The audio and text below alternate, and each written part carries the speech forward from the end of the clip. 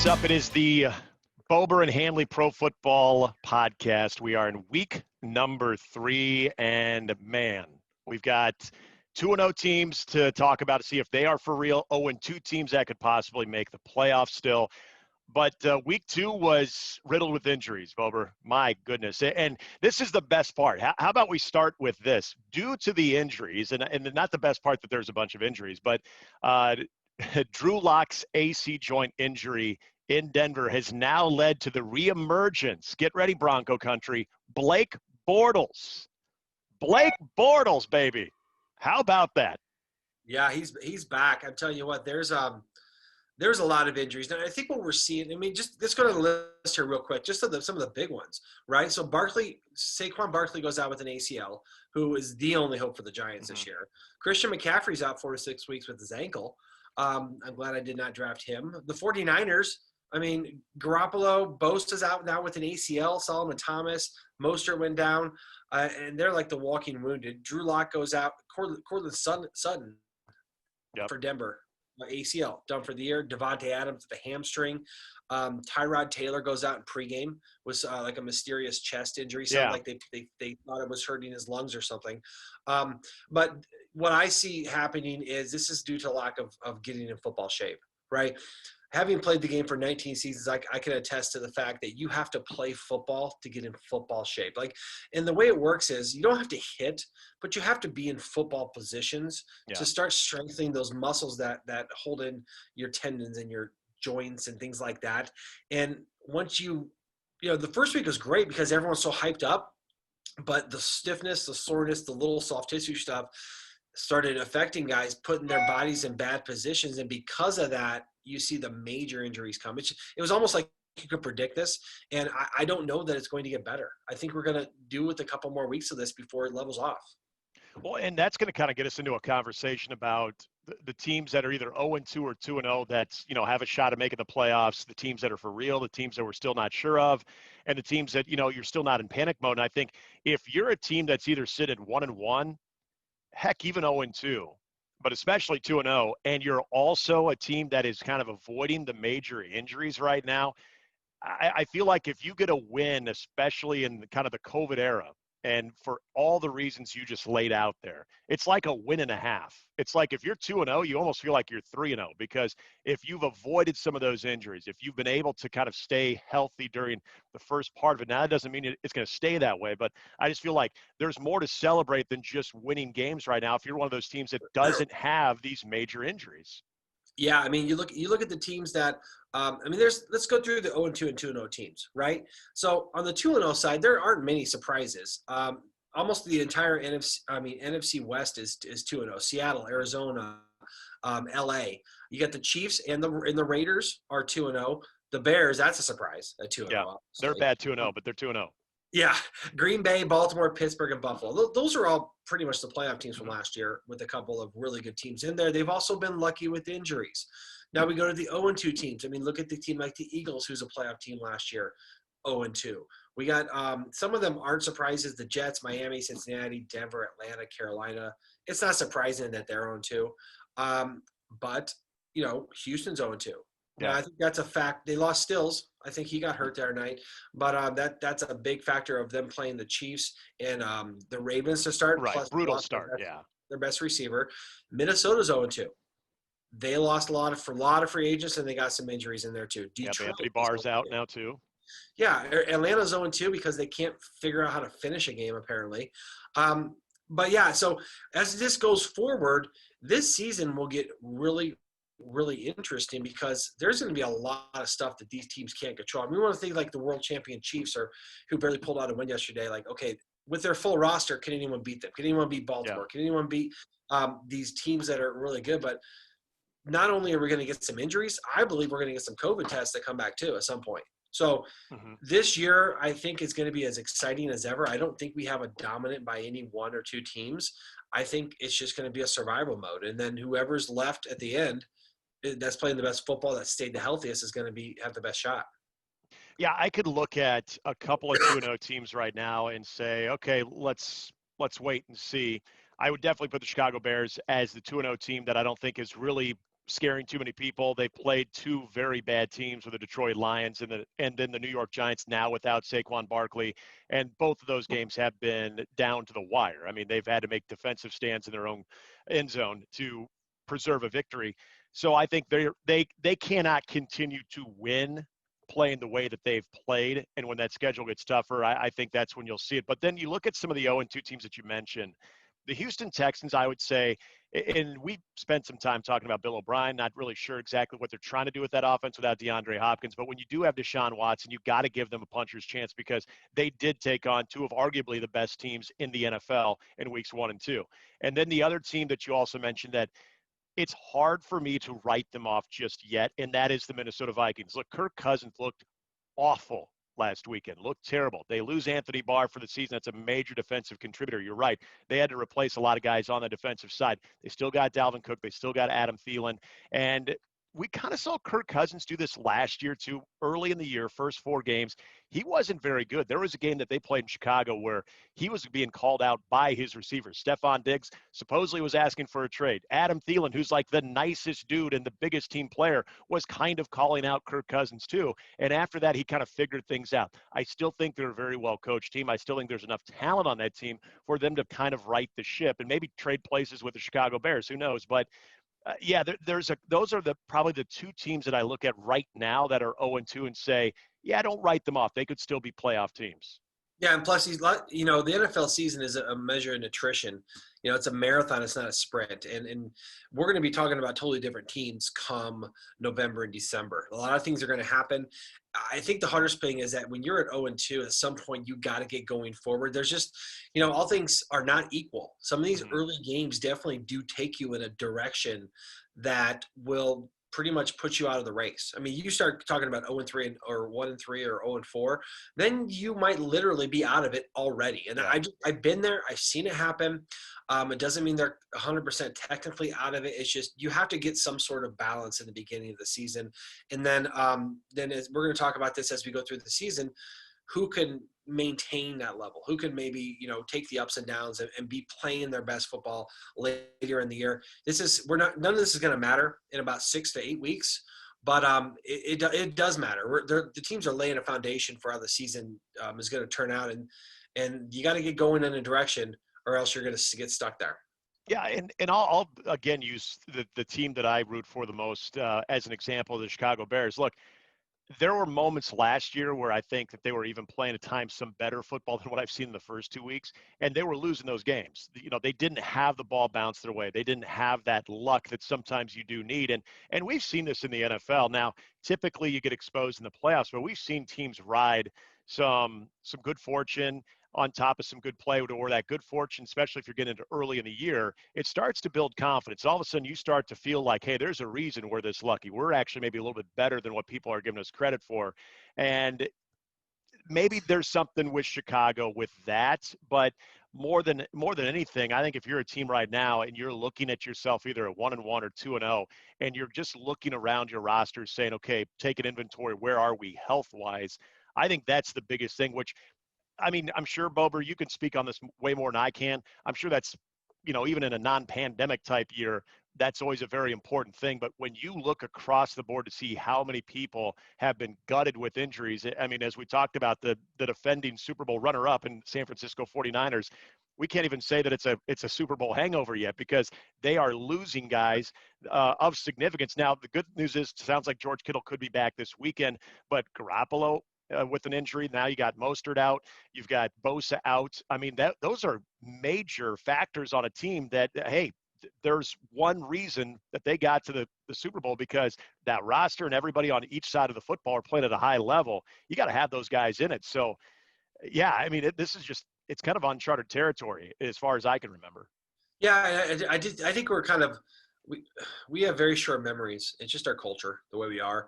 But having been in this and just seeing this and remembering what it was like, I've been on those teams too. And this happens every year. It actually honestly does. It doesn't happen maybe quite this fast. That's, I think, what we're seeing the difference here. The good teams, honestly, are going to be the ones who have done the best job of building the most depth, who have a system that's transferable, and who don't panic. Right? There's a lot of teams out there with talent out there that's yet to be on the field. That's gonna play great. And there's teams that are going to be, they haven't done a good job of that. So when they put their backups on the field, it's going to look horrible. So it's kind of a wait and see mode. But it is definitely the walking wounded out there. And it's going to be, I think it's going to be exciting to see these new players in there. So, yeah, we've got Blake Bortles back in because of an injury. The injuries have been pretty crazy. I want to get your thoughts on last night and the Monday Night Football game with the Saints losing to Vegas. They open up the new stadium in Las Vegas. And Drew Brees, even in the victory against the Buccaneers in week 1, starting to hear a lot about just looking not like Drew Brees. Like the interception right before halftime was not a Drew Brees type decision. And it's one thing if you start losing a little bit of zip with the arm, and we know this is where Father Time is undefeated. But I'm always going to look at the decision making too. And I think it's valid if you do look at the last 2 weeks of Drew Brees and say, wonder what's going on there with the decision making. So I ask you, from what you've seen in Brees early on, do you see a regression? Is it something to be concerned about if you're a Saints fan? Well, in all honesty, I think I've seen this for a while now. And it's just part of it's the fact that he's 41 years old, right? He just doesn't have the same zip on the ball. His body's absorbed a lot of punishment. He's done it for a long time. And I think, and we were talking about this game. Remember, the Raiders were my underdog of the week, right? I thought they would cover the points. I thought they had a chance to win. They come out and win by 10. So they covered by 14 points on that. So if you bet the Raiders, you're in good shape. I think it's a little bit of both, right? I see the Saints as being this really good team that isn't great at something yet, right? So a lot of it is they're good on offense. Without Michael Thomas, they're not great. Yeah. Alvin Kamara is great, I think. I think he's being underutilized a little bit. And on defense, they got some good stuff, but then their back end starts getting beat up. They also played a very good Las Vegas Raiders I know. football I'm going team. to be doing it all year too. Tell you what, that's a good football team. They are going to challenge the Chiefs for that division, I think. Yeah. They are built young. Everyone kind of poo-pooed Gruden when he traded away Khalil Mack, and we traded away Amari Cooper. But look at the amount of talent he's put on, young talent. It's a physical team, too. I think it's the most physical team in the AFC. Yeah, I really do. Here's the deal. I think Derek Carr, all the way that first half last night, he's the guy that's got to step up, honestly. He's got to be a better decision maker. He can't waste timeouts. He can't throw weird picks and do some stuff like he does. Can't take bad sacks. But that's a good quality football team. So I think it's a little bit of both. The Saints are going to be a good team. They're going to have to progress into be great at something to ultimately win playoff games. But the Vegas Raiders, man, I'm telling you, that is a team that if there were people in the fans, there would be a new phenomenon of this Vegas Raiders because they're going to win some football games this year. Yeah, they win last night, the debut. It's a successful one. The Sunday night game, we go back to that one too, the Patriots and the Seahawks. First of all, I think it goes without saying, if you haven't been paying attention to what Seattle is doing and what Russell Wilson is doing right now, then you're missing out on something. He is having a hell of a start to the year. And Seattle also losing a couple of key players here over the weekend too, so we'll see how they recover from that. But they beat the Patriots. I got to say, Bober, I was not a huge fan of the play calling for Cam Newton on their final drive in that game. Josh McDaniels trying to, learn how to win in crunch time with a guy that has different physical ability like Cam Newton. I got to say, I wasn't a huge fan, but I did love the game. I thought it was a very entertaining game. I thought both teams definitely looked worthy. I got to say, the Patriots, even without Tom Brady, they have a punch. And I think Cam Newton is definitely showing that he's got some life there at quarterback as well. But all in all, it's a good game. I got to say, though, Josh McDaniels, is it just because he's dealing with a different quarterback who has different skill set and maybe not knowing what to do in those 2-minute drills? Well, first of all, we'll start with, we'll leave the obvious to next, but I thought the Patriots looked like a good football team. Yeah, I agree. They do. I think they have something special going on there with Cam Newton. I think that I was surprised by Cam Newton's accuracy. I mean, he's not a guy that I remember being accurate, but he had almost 400 yards passing. I take it back. He had a whole bunch of yards out there, 397 yards passing, and he rushed for 2 touchdowns, and he passed for 1. He is he's a shot of energy out there in New England Yeah. that I think they were getting kind of stale. Now the problem with New England is they're very well coached, but they have been gutted by opt-outs and some injuries on that defense. And they have to learn how to win with Cam Newton in the fourth quarter. And it's not going to be rushing the football. Like I've always said this, if you're a rushing quarterback, you need to develop some sort of fourth quarter plan that involves you not rushing, or at least the threat of rushing to lead to better passes. I'm not a fan of calling that run play down there. That's I wasn't either. Especially with it just seemed like they had a lot of success, especially with the tight end, the inside, just kind of released there, and I felt like that was a perfect time for it. I think that, I mean, some sort Monday of morning quarterbacks here would have been better, but the let Russ cook campaign is working out there. 5 touchdown passes. I mean, he is special right now. It really is, and they got something going out there. I think they're one of my top teams, if not the top team in the NFC. Honestly, they are very well put together. They did get a couple injuries on defense that we'll see how that shakes out there, but they do so many things well. Russell Wilson is dangerous, man. He really is. Look for them to be at the top going into the playoffs. I mean, unless they get totally gutted, they have everything going. I will say I have Carson in my fantasy league. He didn't get a lot of touchdowns, but he had some good yardage and did well there. Also looking at the New Orleans and Las Vegas game, I was lucky. I was 5 points down going into the Monday night game, but I had Kamara and Josh Jacobs, so I won by about 25. Josh Jacobs made it more competitive for me, but I still lost again. I'm 0-2 so, in one of my leagues. The other one I'm 1-1, but Josh Jacobs almost gave me a puncher's chance. So in the fantasy thing, the funny thing is, and we'll get to this game later, the first play of like the whole week was the big Mostert 80-yard touchdown. Yeah. So the guy I'm playing against had him. In that one play, he got 8 points for the yardage. He got 6 points for the touchdowns. He got 2 points for a 40-yard run. He got 5 points for a 50-yard run. So there's like 19 points in one play. And I end up still winning. Don't you love that? Thank God. That was a shot. They pull that off I think I had Wes Walker 1 year and he did that, and like I needed like 8 points to win, and he handled that in one pass and catch. I'm like, cool. I got 3 quarters to sit back and enjoy this thing. This is great. I know. So I think both these teams are going to be good. New England is. I would actually put them kind of right there. I think they're going to compete with Buffalo for that division title out there. They showed a lot there. I think they're going to be good. Hawks cover too, and then we go to some of the other afternoon games on Sunday. Ravens, I don't think this is a big shock. I mean, they cover. They beat up on the Houston Texans. Is this more indicative of the Ravens or the Houston Texans? I know the easy answer is probably a little bit of both. I mean, is that fair? Well, I honestly think that the Houston Texans, while I think that they're going to be competitive this year, until I see them have a number one receiving option, I mean, you got a guy like Deshaun Watson, and he's running for his life back there because his receivers can't get open. Yeah. I think they can run the ball very well, but they just haven't figured it out. They play good teams, but they haven't been competitive in either game. Right. So I thought that would be an awesome game. I thought it'd be a bounce back for them, and they didn't bounce back very well. A lot of good stuff in that game. Baltimore is just as steady as it gets. The Monday night game next week versus the Chiefs, I think it's going to be an awesome game because you have two teams who are just do everything without making many mistakes.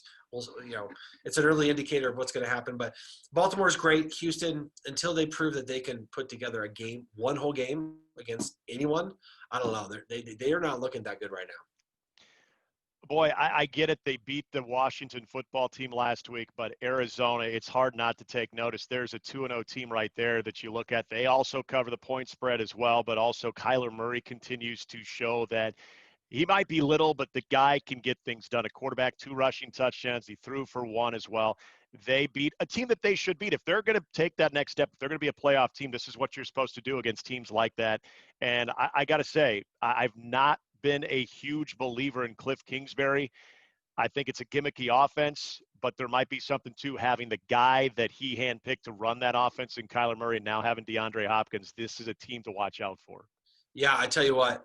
And that was my best bet of the week. I just had a feeling that Arizona was going to match up very well. And what happens is Washington, for their great pass rush, last week they had 8 sacks. This week they only got 3. So Murray has 286 yards passing with a touchdown, and he has 67 yards rushing too with 2 touchdowns. And his biggest thing is on third down, right? Defense is getting this mode on third down. We got to stop this pass. Yeah. but he breaks all the rules. He reminds me of like a Mahomes or Deshaun Watson. He's probably quicker and faster than all of them. So he's a great third down, move the chains kind of guy. And next thing you know, they're in the red zone and they're scoring touchdowns. Um, that was good. I also have McLaren, who was a leading rusher, 125 yards and a touchdown for Washington. He's on my fantasy team, so I was very happy with that. But yeah, Washington, they are who we thought they were, and Arizona is exceeding expectations. Look at that AFC West. 3 teams are 2-0. So at some point, they're all going to play each other, and we'll see what happens there. I think those teams are legit too. I don't look at one of those like the Bears. I don't say like, let's see what happens. I think I could make a strong argument for the Rams, who've looked a lot better than I thought they would. The Rams, the Cardinals, and we all knew the Niners would be good. They're not even 2-0, and the Seahawks at 2-0. So I mean, you still have the NFC champion sitting there at the bottom of that division. I think that division is for real because you look at all 4 of those teams. That's going to be a very difficult matchup for whoever is playing them. Yeah, I mean that kind of leads us into that Niners versus Jets game. Again, a good solid team that had a lot of injuries, but still was able to dominate on the Jets. That goes to show how bad the Jets are. There's not even much worth talking about for the Jets. Honestly, I know that was such a sucker bet. I was like, there's no way the Niners cannot at least cover 7 points against this Jets team. But it was like almost too obvious that I had to stay away from it. Yeah. But yeah, it ended up hitting just fine. Yeah, and another thing, if you put any money on the games last week, there are a lot of points scored. The over was good in almost every game. Not all of them, but a lot of them. And this is definitely one of them. Niners, with all the injuries, still didn't really have much of a problem with the Jets. That's good. I don't know how the Jets are going to win anything this year with those guys. The game that I said take the underdog in this one with the points was the Denver Broncos because I felt like both of these teams' identity is still their defense. I was so impressed with Pittsburgh's defense in week 1 against the New York Giants and a healthy Saquon Barkley, at least that week. And then the Denver Broncos, even without Von Miller, Vic Fangio as the head coach, defensive-minded guy, they still got some talent on that defensive side. I just felt that game could be a little bit more tight. It's a 5-point win for the Steelers. I believe they were favored by, what was it, 7.5. Yeah. So just felt like the Broncos could cover that one. They did. I tell you what, having watched them beat up on the Giants a week before, I was pleased with Denver. I thought they did a good job. Drew Lock goes down, and Jeff Driscoll. You probably remember him last year from Detroit, who came in for Stafford. He played a good game. They were just way overmatched at that point. But playing out there, I thought they did a good job. Pittsburgh they had 7 sacks in the game. They're unbelievable up front of defense. But Denver held their own. They got some Noah Fant, the Omaha South, my South Omaha boy, playing great football still. Look for him to continue to flash. But it's 2 straight weeks with a touchdown too. Yeah, I'm keeping pulling for that kid. Great job, great kid. But yeah, so the line was Denver. It was good on there, and then the over actually worked on that too. The other game that did hit, the Rams-Eagles, my biggest takeaway from this, well, I guess 2. The Rams, I think, are a lot better than what I thought they would be. I thought that was more a team that was heading the other way because of the salary cap issues, yet they continue to pay guys. I don't know where they're getting the money, but they're extending guys. They're maximizing what they have on that roster. I think they're looking good. They're looking a lot better. We'll see if this thing can stay together throughout the entire year. Wow. The Eagles and Carson Wentz, so that's my biggest takeaway. What's going on with Carson Wentz? Well, so the Rams here, the Rams covered by 20 because the Eagles are actually favored in that game, and of course the over hit on that. I think it went from like a pick 'em to like the Eagles maybe being a 1-point favorite. Yeah, but here's the deal. I love the Rams offense. It's an old school offense. It's all based on stretch zone and play action, and they run it very well. They don't mess up. Goff, he needs that. If he has, you think about the guys he has on offense, and he didn't stand out a lot, but you got Robert Woods, who just got paid and doing a lot. You got Cooper Kupp, you got Akers, you got Malcolm Brown. Goff goes off for 3 touchdowns and has a great game. They make it easy for him to succeed in there if they can run the football. But going over to the Wentz side on the Eagles, we thought the Eagles would have a chance because they're the only team in the NFC East that returns a coach and an MVP caliber quarterback. Wentz is all over the place. I saw a thing on him this morning where they were showing how bad his technique is. I mean, he's just I don't know what he's doing. He's just like he's like a Baker Mayfield out there right now. He's I just agree so totally. I think it's a great comparison. but if he would just stick to the fundamentals, he has all the tools, and if he stays within the system, he is a great quarterback. It's just he is totally off. Maybe it's his youth. He didn't play at a big time program. He played North Dakota State, but like he didn't play against Division I competition. Somehow he's forgotten like the fundamentals that have made him successful. He's got to get back to those, or else the Eagles will go away fast because they got injuries. They brought some guys back. They played better, but good teams are going to take them apart if he keeps playing like this.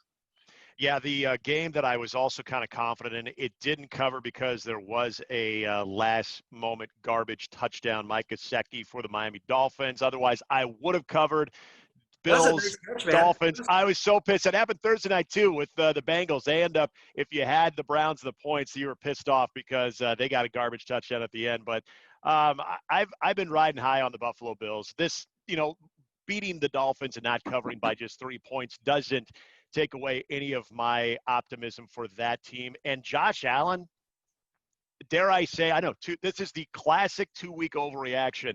MVP candidate. MVP candidate. Hey, Josh Allen had 417 yards and 4 touchdowns. Amazing performance. He didn't turn. He's playing better, not making mistakes. I had Stephon Diggs on my fantasy team. He had 153 yards and a touchdown. He was actually on my bench. Didn't even need him. Fitzgerald, he brought a little comeback to it. What's he going to do? He's going to be that guy. I mean, Miami's the team that you want to bet because they're going to cover the spread because he always brings them close but never can win a game. But, yeah, I mean, tons of points scored here. I would honestly say that Buffalo, yes, with Josh Allen, what they did, I think that their defense needs to kind of show up a little bit more. It's one of those division games where things get going. But if Buffalo wants to go beat New England and the better teams in the AFC, their defense has to be a little more locked down than that. Yeah, I'd agree with that. We talked a little bit about the Vikings and what's going on with them. They're 0-2. Kirk Cousins was really bad. They lose another key member of their team to injury now. Anthony Barr is out for the year with a pec muscle. The Colts, maybe it's more about what the Colts did than what the Vikings didn't do. Kirk Cousins, again, was terrible. But I think the Colts, we knew going into the season that they have a very good defense. They built that team years ago to try to support Andrew Luck, finally giving him an offensive line. And if you're Phillip Rivers, you're an aging quarterback and you're supposed to be the bridge guy, I think you liked what you had going in here. This is still, I think, a very good defensive team, even though they're kind of in flux a little bit, Minnesota Vikings, that is. And the fact that they were able to have the success they did cover. They were a 3-point favorite, the Colts were.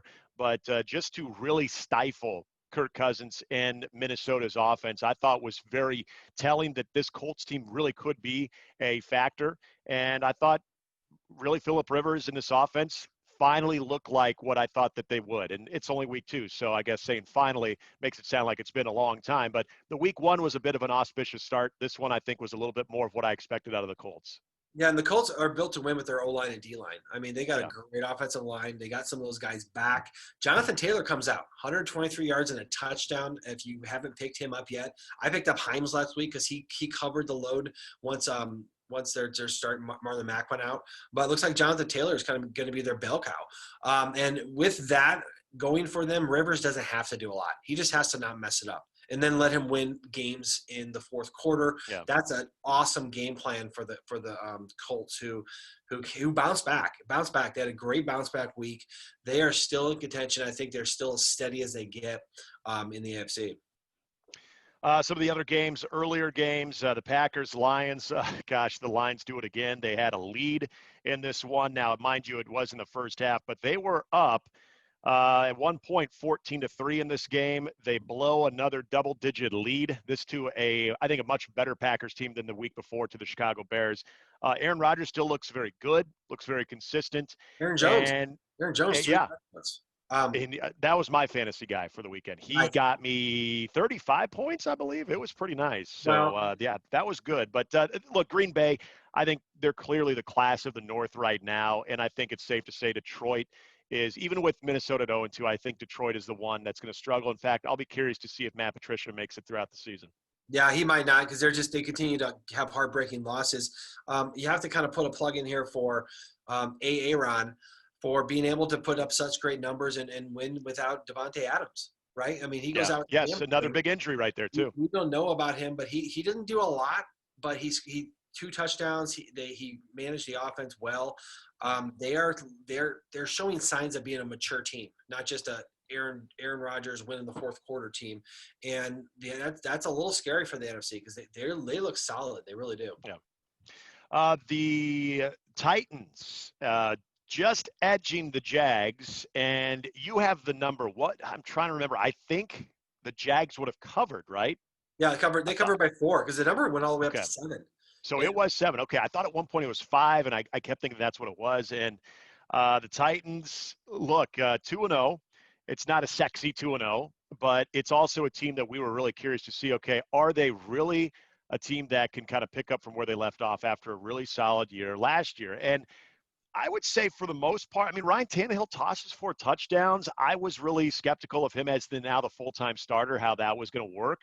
But so far he's been okay. Gardner Minshew, though, for the Jaguars, for a team that is being said that they are tanking for Trevor Lawrence of Clemson, I don't think the players are getting the memo right now because they very well could be 2-0, and they're 1-1, and I think they're a decent-looking 1-1 team right now. They are, and they're building some great things down there. But again, Minshew threw 3 touchdowns, but also 2 interceptions. So Yeah. He's got that whole not decision-making process quite figured out. But he's the hot and cold kind of guy. I gotta say, Tennessee.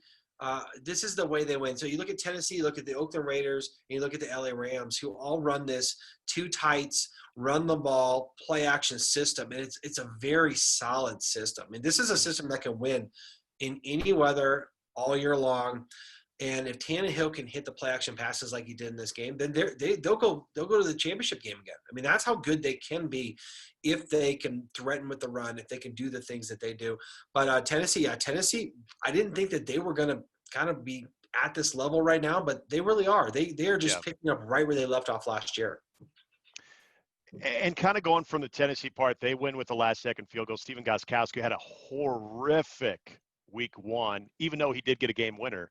Had a much better game in this one. How about your guy Butker with the Chiefs? Now, our Vegas guy on my show said that he was actually going to take the Chargers to upset the Chiefs. He had them winning 31-28. I'm thinking, my gosh, what are you smoking? Give me some. He was close. In fact, the Chargers were able to lead. Then once the game got tied up, they took the lead back. Then this thing goes to overtime, and then Butker, who gets you get the penalty, he has to go back 5 yards. Then they try to freeze him. He hits both of those field goals, and then the one that counts, he hits for a 58-yard winner. The Chiefs, though, that one was a little bit scary. I'm curious on your thoughts on this one. They did cover, by the way. We know that. Yeah, no, they didn't, and that was just a sucker's bet. 8.5. I think an 8.5 spread is what it was. Was where they were, and obviously they did it. They they covered by 5.5. But the Chiefs have some issues, and I'm not saying it's going to prevent them from going where they want to go, but I think it was a matchup issue, right? Because the LA was so good up front, and I was very impressed with what they did. And the Chiefs' offensive line is a good offensive line, but they're not dominant. They're more of a system-based success. And the Chargers were guessing right; they were bringing the right blitzes. Bosa, by the way, I don't want to place anyone named Bosa anywhere because those guys are unbelievable, right? Yeah. They were all over it, and for some reason, the Chiefs just couldn't find a soft spot. And I think, but here's the deal: I want to say about the Chiefs. Yeah, it wasn't great, but they found a way to win, and they seem to always find a way to win, right? I think it's scary that they're so good at making adjustments, right? They finally found the soft spot. They started getting the ball to Tyreek Hill, who had some drops in that game. They got it to Travis Kelce. Sammy Watkins was around. Mecole Hardman. They just found a way to do it, and it was like they were, whatever. We'll figure it out. Yeah. I don't know how they do that amazing job of making adjustments. They just don't. It's almost like they don't expend enough energy until they have to. I think that will hurt them against really good teams. But great matchup, great game. And Butker, let's think about it. He made a 58-yarder earlier in the game, and then makes 2 more. One was a practice, one was a 53-yarder. Then he makes it. It's like that guy's good, man. And there were no doubters too. They had room for like a 65-yarder. Yeah, you talk about a weapon, right? Yeah. A weapon that's going to help you win. But on the LA side, listen, they got something in this Justin Herbert guy. Justin Now, Herbert, I was not a believer. I was impressed too. well, here's the hard part. Me and my buddy Will Shields always talked about this. When a backup quarterback comes in early in a game, we would kind of look at each other and be like, "Uh-oh," because you did not prepare for the backup. I Yep. mean, it affects a defense more to not know what a quarterback and an offense are going to run with him is doing than it affects the quarterback coming in, honestly. There's something about it. Watch games. When you see a backup quarterback come in early, the defense struggles. And I think Yep. that's what happened in this game. They didn't know his strengths. They were prepared for a different offense coming out, and they didn't do it. They also have issues at the back end, too, right? They don't have great cover guys. They got a couple of young guys, and they don't have great linebackers in coverage yet. So that is something to watch out for the Chiefs, because teams that are good up front, they give them problems. But, again, they find a way to win. Big matchup next week against Baltimore. They've had Baltimore's number. I don't know if that continues. Baltimore is very solid right now. And while I would take the Chiefs in a playoff game, I don't know if I'll take the Chiefs next week, because Baltimore's like invincible right now. I think the Chiefs are kind of feeling their way a little bit. So that's going to lead us into a great week, or finish off a great week next week. Yeah. Two more games got to get to before we wrap things up. Let's just quickly go to the Bears-Giants. The biggest takeaway out of that one was Saquon Barkley out for the season. Hurt his wrist at first, and then I think it was like 2 or 3 plays later is when he came down and hurt the knee. So he's out, I think, for the Giants. That is just the death knell to their season. They did make a valiant comeback. I think Chicago thought they were in cruise control. They were unable to really put the Giants away in the second half. And like I said before, as a Bears fan, I'm tickled to death that they're 2-0, because in this league you do not take anything for granted. A win's a win. But if they continue to play the way that they have against the Giants and then the week before against the Lions, they're not going to beat the good teams. So the Bears are 2-0. The Giants are 0-2 without Saquon Barkley. With that close call at the end, the Bears did not cover either. So the Giants actually covered this as the underdog. Yeah, I thought the points were good on that one. Trubisky, 2 touchdowns, 2 interceptions. They cancel each other out. He's still there, and he makes his play, and then he just makes a bonehead play. You gotta get that those touchdown interceptions, good play, bad plays, have to start trending more towards good plays, or else you're going to continue to barely beat bad teams. And wait till they play the Packers. Wait till they play someone good. What's going to happen? They got the Falcons this weekend. The Falcons. Oh, there you go. They'll be losing that game and probably come back and win. Exactly. Well, and this is the one thing I'll say about Chicago that I like out of everything I've seen the first couple of weeks. They are running the football, and David Montgomery is actually looking like a very worthy running back behind an offensive line that I think has made it their job in the offseason to improve that part. So can that carry them a little bit while Trubisky is still trying to get consistent, or while they're trying to get Nick Foles in the fold? I don't know, but that's one good thing. Montgomery was their leading rusher and the receiver. So yes, they're not exactly spreading it around very much. But they're really. 2-0. They're 2-0. I got to save the best for the last, because this one was interesting. The Falcons, they had this thing wrapped up. And I'm looking at this game thinking, my gosh, the Cowboys are going to go 0-2. Can you imagine what it's going to be like in Big D for the team like this that is so talented, all the expectations, playoffs is Super Bowl or bust. Are they going to pay Dak Prescott? They're going to be 0-2. There are going to be a lot of uncomfortable conversations going on. And all of a sudden Atlanta just says, nah, we don't want this thing. Go ahead and take it. The onside kick, Bober, I got to ask you about this, because we know that the percentages were so low before they changed the rules to recover an onside kick. Now it's virtually impossible, yet when you are the Falcons and you're literally watching the ball go 10 yards and not knowing what to do, I was speechless. What the hell were they doing? Yeah, well, so the rule states that a receiving team cannot touch the ball before it goes 10 yards. Right. But the coverage team can, and as soon as they touch it, it's a live ball. So they just played it perfectly. I don't, and it's a weird deal. It's kind of a loophole, right? And John Fossil, who was a coach, he was around when I was in New York, Jim Fossil's son, has kind of become this special teams kind of guru, right? Now they messed up. Remember this game? They had 2 fake punts that did not convert. The Cowboys did, right? So John Fossil kind of redeemed himself there at the end and washed over those kind of mistakes. But Atlanta is the team that Matt Ryan throws 4 touchdowns. Calvin Ridley, who I was playing against, killed it. He's good. But they don't win. They don't win games. And They Dallas found a way to win.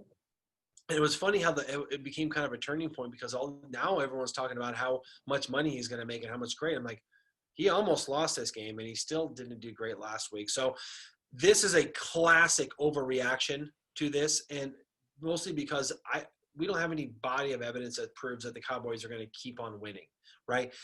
They are so talented. I think the thing that's hurting them the most right now is their O-line. They got guys out. They're not that good up front. Which So wasn't the Zeke case is 3 years making ago. Their offensive line was no, it amazing. wasn't the case last year. They just aged out a little bit. Yeah. But they do have a lot of things going for them. Dak Prescott can do a lot of things. He had 450 yards passing. Dallas can be good, but they need to progress. And they got the right guy, I think. I think McCarthy is a great coach. He is just learning this team under pressure and how to coach them. I think Dallas has its chance in a division that there's no other challengers, really. So they should have that thing, but they need to improve every week. They can't keep getting down. They can't play poorly. They have to level off the good plays with the bad. And it's a work in progress. So they either go forward or they go backwards. But if they go forward, they are talented enough to win some games. Let me ask you this one real quickly about the Cowboys and Dak. I said the reason I thought that Patrick Mahomes was worth every penny of what he got is because of that ability to say, oh, we're down by how much? Don't worry, I got it. And he's been able to prove that in his short time as a starting quarterback. I wouldn't say Dak has proven that day in and day out, but in this game, a game that it was so important for Dallas not to go 0-2, that was I think there's been a few examples of this, but I think this was obviously the most recent and probably most notable example of him just flat out putting this team on his back, utilizing the weapons that he has. CeeDee Lamb, another great addition to that offense, and saying, all right, guys, I got this. That to me is why people are now talking about paying Dak, because of that ability to all of a sudden, when things are completely out of control, you're able to put the team on your back and you're able to guide them. I get it. It's against the Falcons defense. Don't get me wrong. But I did feel like that's one of those examples of this is why you do pay guys when they can show that they can do that. So I agree. I think there's a little overreaction going on in week 2, but I do think Dak is continuing to show that he can win you some football games when everything else is working against him. Yeah, and well, first of all, to look at the performance side of it, yeah, see, he just needs to do it more consistently. And quite honestly, he needs to take advantage of some of these opportunities to win games and do the comebacks. Those are awesome, but also make the plays when they're there, right? Maybe not have it be a comeback every time. He doesn't quite have the talent like a Deshaun Watson or a Mahomes, so he probably won't get paid that kind of money because Mahomes can do this thing and he could do it when he's falling down, throwing it with backwards or something. You know what I mean? Dak Prescott deserves to be paid, but one of the big things that I've learned through the business in the NFL is that guys get paid not only for how good they play, but for how much more money they make the team, right? Dak Prescott in Dallas with that franchise makes them a lot of money. Yeah. So that's why he's going to get paid, in all honesty. Mahomes makes the Chiefs so much money, and that's why they get paid. Of course, to perform, but there's a larger side of the performance part of it that comes down to more entertainment than performance. And Dak has that, Mahomes has that. And they're just, I mean, what are you going to do? You're going to go find someone else? You know, pay him some money. Jerry Jones makes a lot of money. So spend it on him. You got a good quarterback, you know, make it a team-friendly deal so that, I mean, Mahomes signed a 10-year deal that apparently was a team-friendly deal. Yeah. So you can find a way to get it done. Go get it done and then have some stability around there. Maybe they could consistently win games instead of going up and down all the time.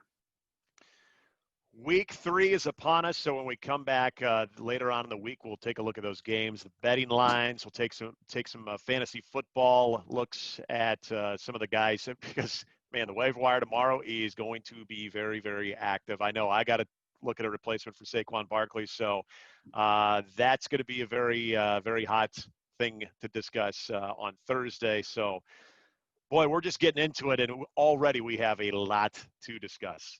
Yes. So we'll come back with all the lines. We will have, kind of our best bets, our underdogs, and we'll see if, this week I think we came out ahead, man. You and I kind of rolled the dice, and they were all on point. You're the pro, though. I expect you to know. I'm not a pro gambler, though. I'm the mouth breather, so I just hope I'm like the Bears. I just hope I get lucky.